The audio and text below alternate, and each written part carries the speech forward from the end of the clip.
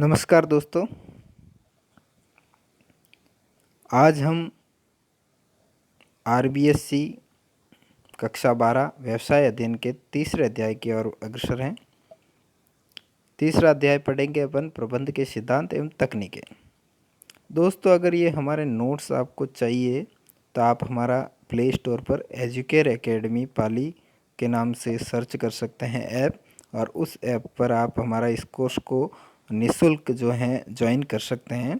और ज्वाइन करने के बाद में आपको उसमें वीडियोस प्लस नोट्स निःशुल्क मिल जाएंगे 15 दिन के लिए।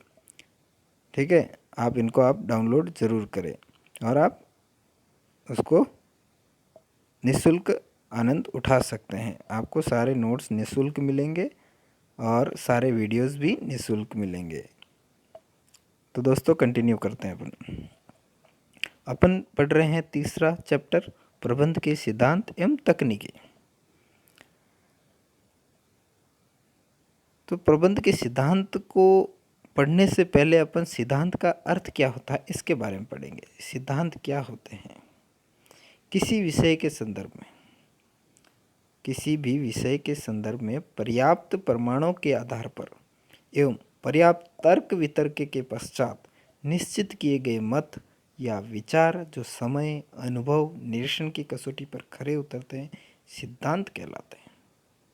सिद्धांत मार्गदर्शक होते हैं। सिद्धांत क्या होते हैं? मार्गदर्शक होते हैं। तो दोस्तों, याद रखना है आपको, किसी विषय के संदर्भ में पर्याप्त प्रमाणों के आधार पर एवं पर्याप्त तर्क वितर्क के पश्चात निश्चित किए गए मत विचार जो समय, अनुभव, निरीक्षण की कसौटी पर खरे उतरते हैं, सिद्धांत कहलाते हैं। और कोई भी सिद्धांत जो होते हैं मार्गदर्शक का काम करते हैं। तो सिद्धांत मार्गदर्शक का काम करते हैं। इस चीज़ को अपने को याद रखना है दोस्तों। कॉन्सेप्चुअल क्वेश्चन है, पूछा जा सकता है कई बार। सिद्धांत क्या होते हैं? मार्गदर्शक होते हैं। प्रतिस्पर्धा के इस युग में संगठन के सफल संचालन के आधुनिक प्रबंध एवं प्रबंध के सिद्धांत उपयोगी बनते जा रहे हैं।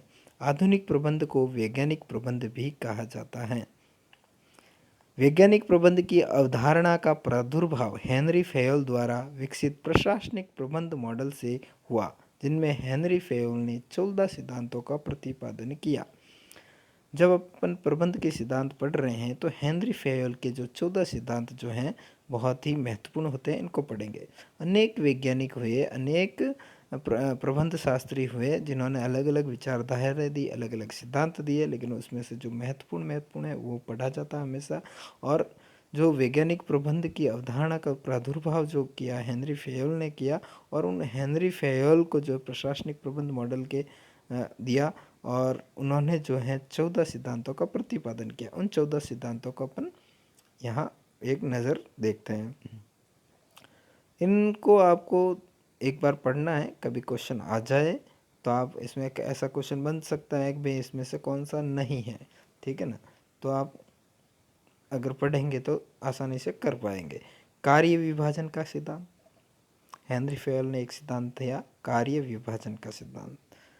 दूसरा दिया अधिकार एवं उत्तरदायित्व के सिद्धांत। तीसरा अनुशासन का सिद्धांत, आदेश की एकता का सिद्धांत, निर्देश की एकता का सिद्धांत, सामूहिक हितों के लिए व्यक्तिगत हितों का समर्पण, कर्मचारियों का पारिश्रमिक न्यायपूर्ण व तर्कसंगत हो, अधिकारों के केंद्रीकरण एवं विकेंद्रीकरण के बीच आवश्यक सामंजस्य होना चाहिए। अधिकारों के केंद्रीकरण एवं विकेंद्रीकरण के बीच आवश्यक सामंजस्य, न तो अधिक केंद्रीकरण हो न अधिक विकेंद्रीकरण हो।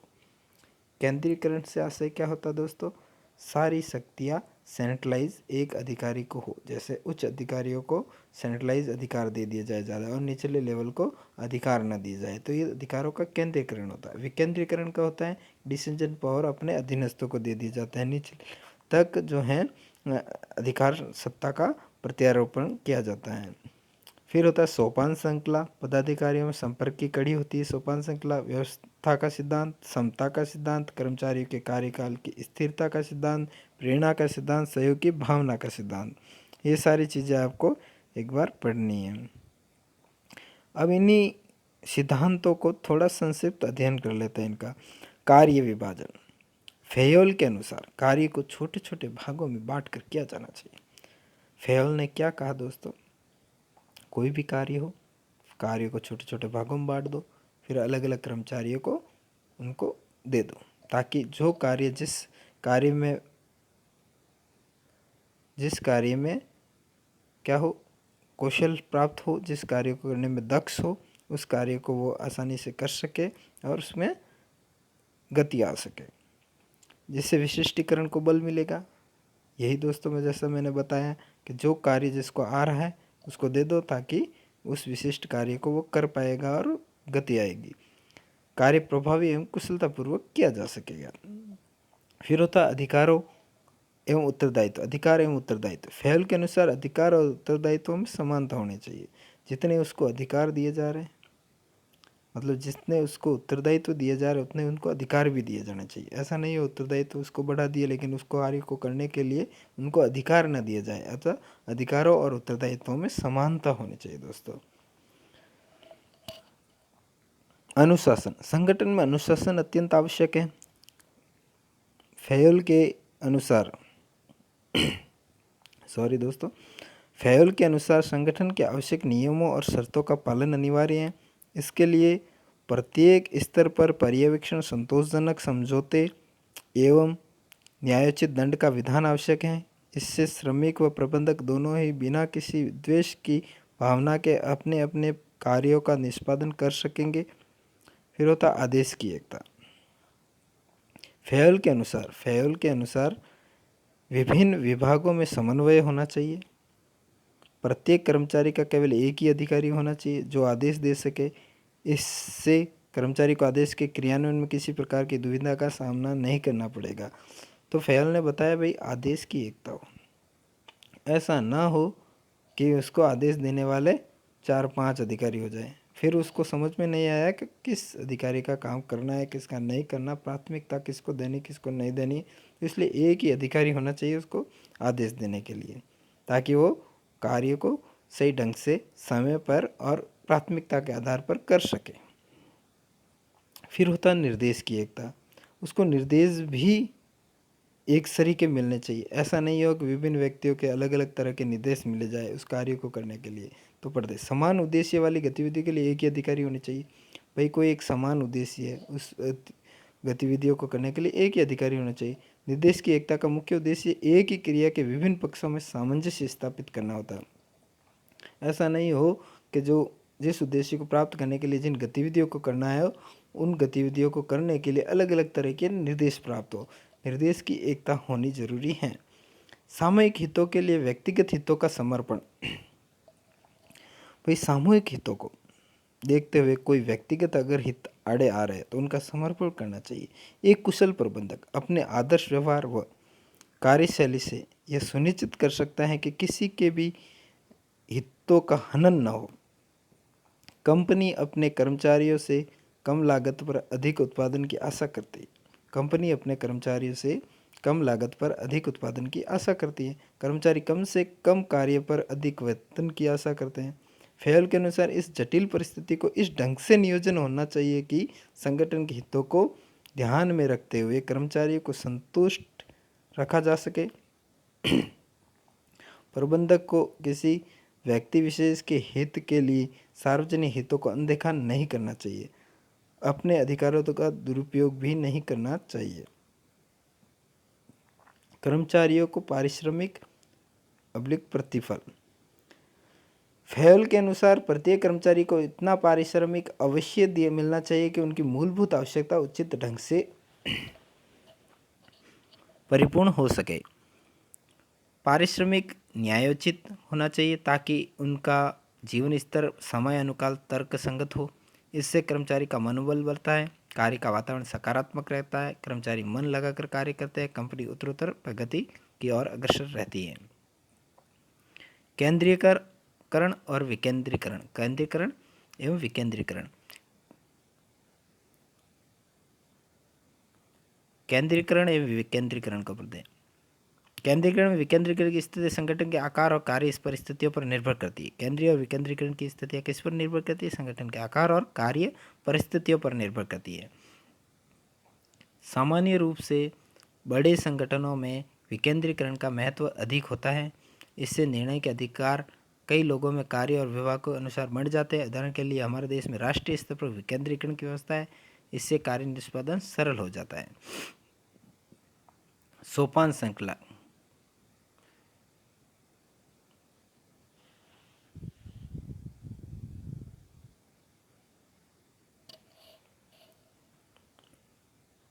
किसी भी संगठन में कर्मचारी की एक श्रृंखला होती है।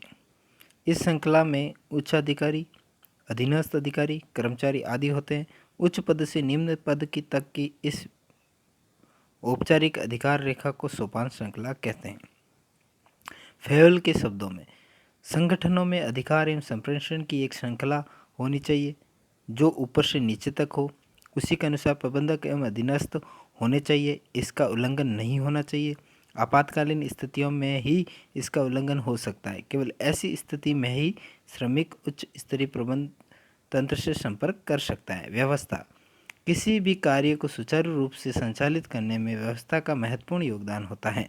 प्रत्येक वस्तु प्रत्येक कर्मचारी के लिए जो उत्पादन में प्रयोग करता है उचित स्थान पर व्यवस्थित तरीके से होनी चाहिए। फेयोल के शब्दों में, अधिकतम उत्पादन के लिए व्यक्ति एवं समान उचित स्थान पर होने चाहिए। क्या होना चाहिए? फेयोल ने क्या कहा? अधिकतम उत्पादन के लिए व्यक्ति एवं समान, व्यक्ति और सामान उचित स्थान पर होना चाहिए। प्रत्येक वस्तु के लिए स्थान स्थित है तो कार्य संचालन में कोई कठिनाई नहीं होगी। इससे उत्पादकता बढ़ेगी, क्षमता में वृद्धि होगी। क्षमता। संगठन में निष्पक्ष एवं भेदभाव रहित वातावरण होना चाहिए। संगठन में निष्पादन रहित एवं भेदभाव रहित संगठन में निष्पक्ष और भेदभाव रहित वातावरण होना चाहिए।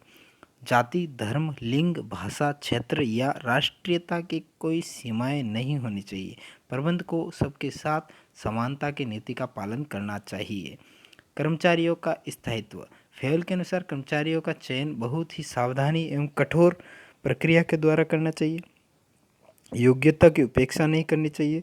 कर्मचारी के अंदर असुरक्षा की भावना नहीं आनी चाहिए। इसलिए परिवीक्षा अवधि के बाद उसका कार्यकाल स्थिर होना चाहिए। कर्मचारी के कार्यकाल की स्थिरता उसके रोजगार की सुरक्षा संगठन के हित में लाभकारी रहती है। पहल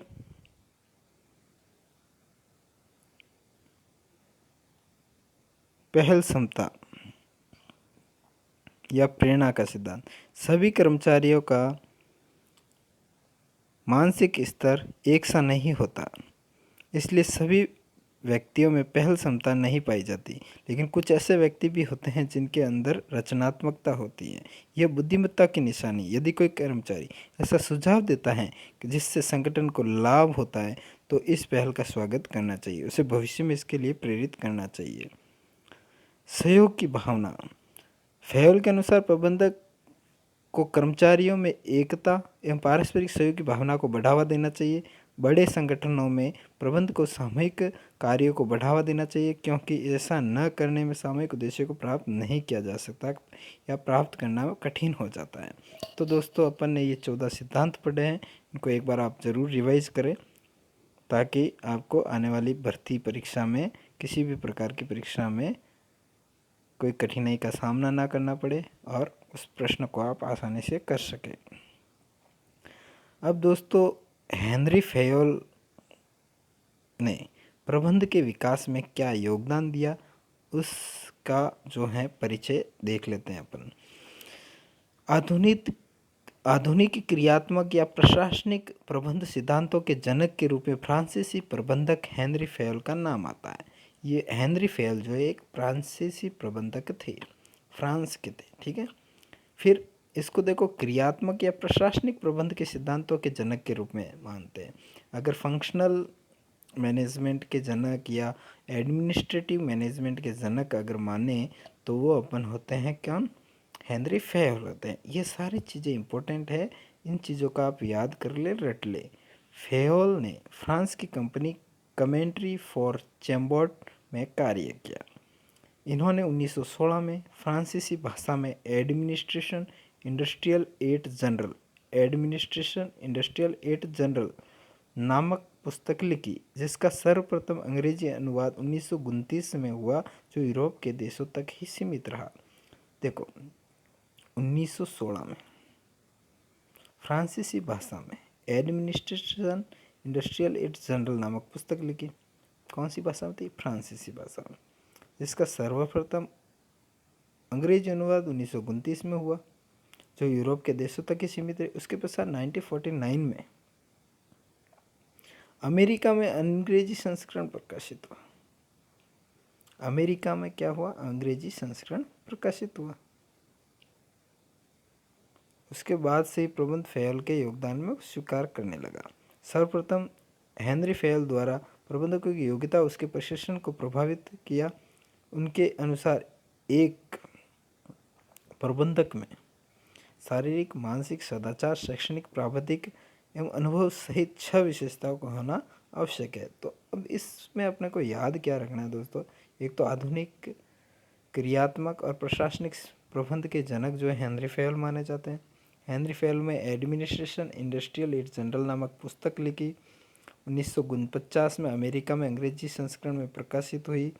1929 में जो है इसका सर्वप्रथम अंग्रेजी अनुवाद प्रकाशित हुआ, जो यूरोप के देशों तक सीमित रहा। ठीक है ना, ये चीज़ें याद रखनी है आपको। प्रबंध के तत्व हेनरी फेयल ने बताया। देखो, हेनरी के अनुसार प्रबंध प्रक्रिया में नियोजन, संगठन, निर्देशन, समन्वय, नियंत्रण 5 तत्वों का होना आवश्यक है। ये 5 कार्य भी हैं, ठीक है ना, जो हेनरी फेयल ने बताया। क्योंकि इसी के आधार पर सभी कार्यों की रूपरेखा तैयार की जाती है। उचित नियोजन के अभाव में किसी उपक्रम में कार्यों के निष्पादन में संशय बना रहता है। नियोजन द्वारा निर्धारित कार्यों के लिए संगठन की रचना की जाती है और संगठन की आवश्यकता होती है, जिसके द्वारा कार्य का विभिन्न व्यक्तियों में वितरण किया जाता है। कार्य वितरण के बाद अधीनस्थों को उचित निर्देशों की व्यवस्था की जाती है। नियंत्रण की आवश्यकता कार्य को नियोजन के अनुसार संपादित कराने में के लिए होती है। फेयल ने प्रबंध समस्या का अध्ययन उच्च स्तरीय प्रबंध के दृष्टिकोण से किया। फेयल ने प्रबंध समस्या का जो अध्ययन है उच्च स्तरीय प्रबंध के दृष्टिकोण से किया। उन्होंने औद्योगिक संगठन की समस्त क्रियाओं को 6 भागों में बांटा। कोई औद्योगिक संगठन है, उसकी समस्त क्रियाओं को फेयल ने कितने भागों में बांटा? 6 भागों में। तकनीकी क्रियाएं उत्पादन से संबंधित होती हैं। वाणिज्यिक क्रियाएं क्रय विक्रय विनिमय से संबंधित होती हैं। वित्तीय क्रियाएं पूंजी प्राप्ति उसके अधिकतम प्रयोग से संबंधित होती हैं। सुरक्षात्मक क्रियाएं संपत्ति तथा माल की सुरक्षा से संबंधित होती है। लेखांकन क्रियाएं स्टॉक मूल्यांकन, आर्थिक चिट्ठा तैयार करना, सांख्यिकी इत्यादि से संबंधित होती है। प्रबंधकीय क्रियाएं नियोजन, संगठन, निर्देशन, समन्वय एवं नियंत्रण से संबंधित होती हैं। दोस्तों, आज इतना ही। नेक्स्ट अपन अगले वीडियो में देखेंगे। Thank you.